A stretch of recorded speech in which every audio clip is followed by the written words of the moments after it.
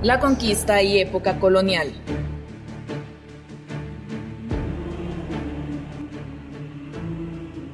Las raíces de aquellos que anduvieron con espadas y cruces en la conquista de Centroamérica se remonta a España antes de 1492.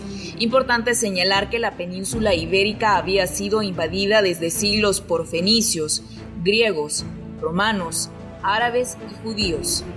Los españoles se encontraban en una reconquista de su territorio buscando expulsar a moros y judíos. Sin embargo, es con la toma de Granada en 1492 que se logra este cometido. Importante mencionar ciertos factores coyunturales que contribuyeron para el descubrimiento de América. Uno de ellos es la inventiva técnica de fines de la Edad Media, con inventos como la carabela, la nao, el astrolabio y el uso de la brújula. El segundo factor fue el cierre de la ruta de las especies, que obligó a buscar alternativas para llegar hasta la India. El tercer factor a señalar son los errores de cálculo de Cristóbal Colón, quien elaboró un proyecto para su expedición a la India. En 1486 se presenta a una audiencia con los reyes católicos para obtener financiamiento. En su plan creía factible viajar hacia la India y llegar hasta el occidente. Creía que estas tierras se encontraban a 4.000 kilómetros.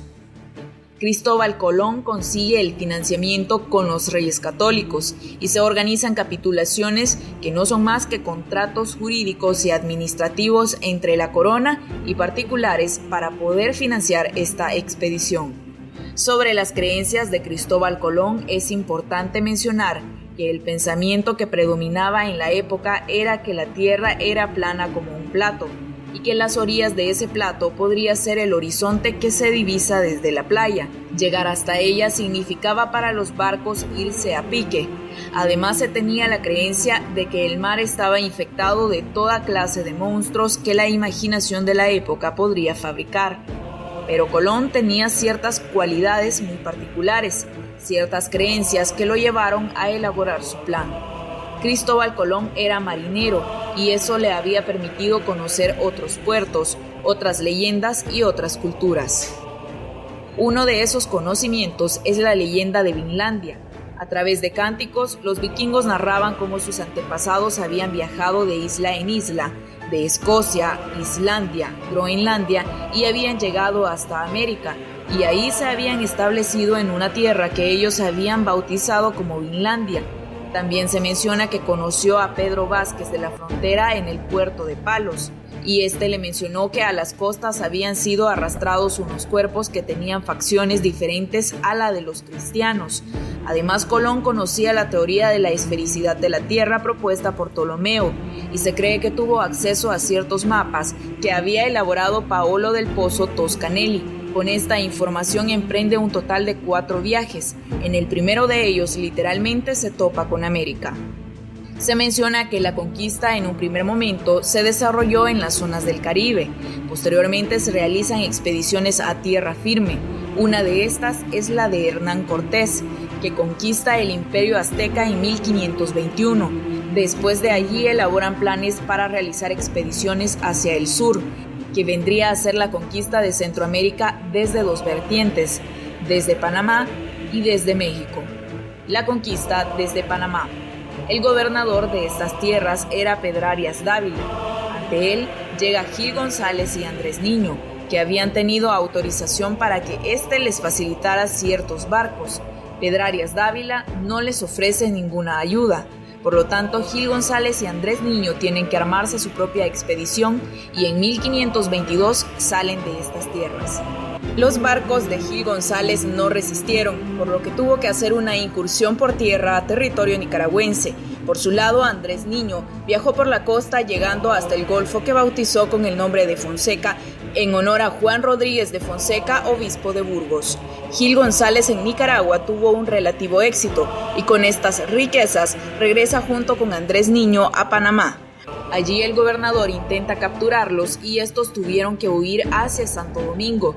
Después de esto, el gobernador Pedrarias Dávila organiza una nueva expedición siguiendo la ruta de escape de Gil González y envía a Francisco Hernández de Córdoba a finales de 1523. entra en territorio nicaragüense, comienza a realizar los primeros repartos de indios. Además, funda ciudades como León y Nueva Granada. La conquista de Honduras. En este lugar confluyeron y lucharon entre sí grupos de conquistadores procedentes de Nicaragua, México, Guatemala y Santo Domingo. La conquista desde México. Cortés envía 2 expediciones hacia el sur.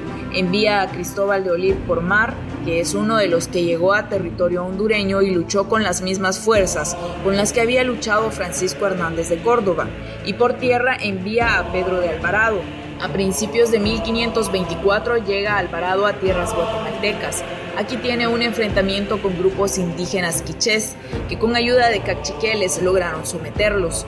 Después se establecen ciertos acuerdos en pláticas con caciques y se encamina posteriormente a luchar con indígenas pipiles. La conquista de El Salvador. Se menciona que la conquista de El Salvador es un episodio de la conquista de Guatemala. Precisamente Alvarado, buscando luchar con grupos pipiles, se adentra en territorio salvadoreño y tiene un enfrentamiento sangriento en la región de Acajutla, donde él mismo es herido en una pierna y le toca que replegarse para buscar curar sus heridas. Finalmente, a mediados de 1524 llega a la región de Cuscatlán, permanece allí pocos días y luego regresa a Guatemala. Al año siguiente regresan al territorio de Cuscatlán. En 1525 Gonzalo de Alvarado funda San Salvador y nombra como su primer alcalde a Diego de Holguín y permanecen aproximadamente un año. Y hay una tercera incursión en 1528.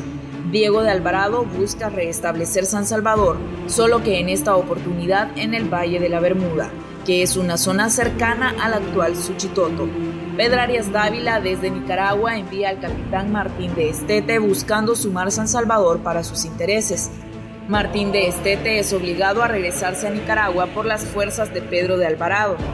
Y posteriormente, para evitar nuevas pretensiones, se delimita la región de Alvarado con la fundación de la Vía de San Miguel de la Frontera el 8 de mayo de 1530.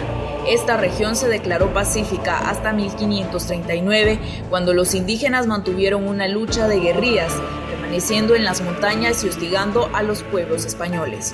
Por último, mencionar que Costa Rica fue una conquista tardía, ya que esta inició hasta 1560.